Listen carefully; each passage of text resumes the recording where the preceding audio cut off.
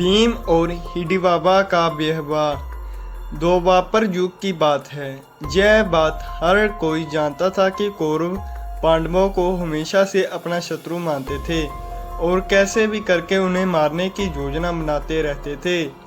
एक बार जब पांचों पांडव और कुंती वर्णावर्त नगर में महादेव का मेला देखने गए, तब दुर्योधन ने वहां मारने की योजना बनाई। उसने पांडवों को विश्राम करने के लिए एक लक्षागृह यानी लाख के महल का निर्माण करवाया। लाख ऐसी चीज है जो जल्दी आग पकड़ लेती है। रात को जब सभी निर्माण करवाया, तभी महल में आग लगा दी गई। पांडवों को इस बात का पता पहले से ही चल गया था, इसलिए उन्होंने महल के अंदर सुरंग बना दी थी और वो सभी उस सुरंग के रास्ते सुरक्षित बाहर निकल गए।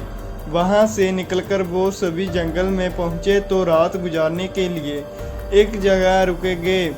भीम ने कहा कि आप सभी सो जाएं, मैं जहां पहरा देता हूं। उसी जंगल में एक हिडिंबा नाम का राक्षस अपनी बहन हिडिंबा के साथ रहता था। वह इंसानों को खाकर अपनी भूख मिटाता था। उस रात राक्षस ने अपनी बहन हिडिंबा को कहा कि उसे भूख लग रही है, वह किसी इंसान को पकड़ लाकर आए। भाई की बात सुनकर हिडिंबा जंगल में जहां वहां घूमकर किसी मनुष्य को ढूंढने लगी। तभी उसकी नजर भीम पर पड़ी और वह भीम पर मोहित हो गई। उसके मन में सोचा कि अगर मैं विवाह करूंगी तो इस महापुरुष से ही करूंगी, अन्यथा अपने प्राण त्याग दूंगी। यह विचार हिडिंबा के सुंदर स्त्री का रूप बदलकर भीम के पास आ गई और विवाह का प्रस्ताव रखा। जब इस बात का पता उसके राक्षस भाई को चला तो वह अपनी बहन को मारने के लिए दौड़ा। इस बात के यह देखकर भीम ने राक्षस को रोका और दोनों में जोरदार लड़ाई हुई, जिससे राक्षस मारा गया। शोर सुनकर कुंती और चारों भाई भी नींद से जाग गए।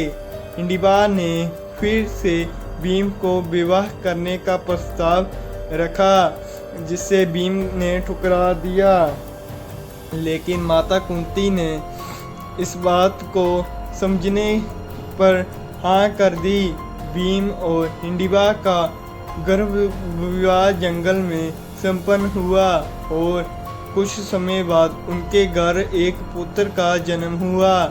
उसका नाम घटोत्कच रखा गया। तो ये थी आज की हमारी कहानी, जो कि एक महाभारत के किस्से से जुड़ी हुई है, भीम और हिडिंबा का विवाह। आप सबको हमारी ये कहानी कैसी लगी कृपया करके कमेंट सेक्शन में ज़रूर बताएं और यदि आप हमारे चैनल पर नए हैं तो सब्सक्राइब करना मत भूलें। तो इसी प्रकार मिलते हैं हम आपको अपनी अगली नई कहानी में। देखने के लिए धन्यवाद।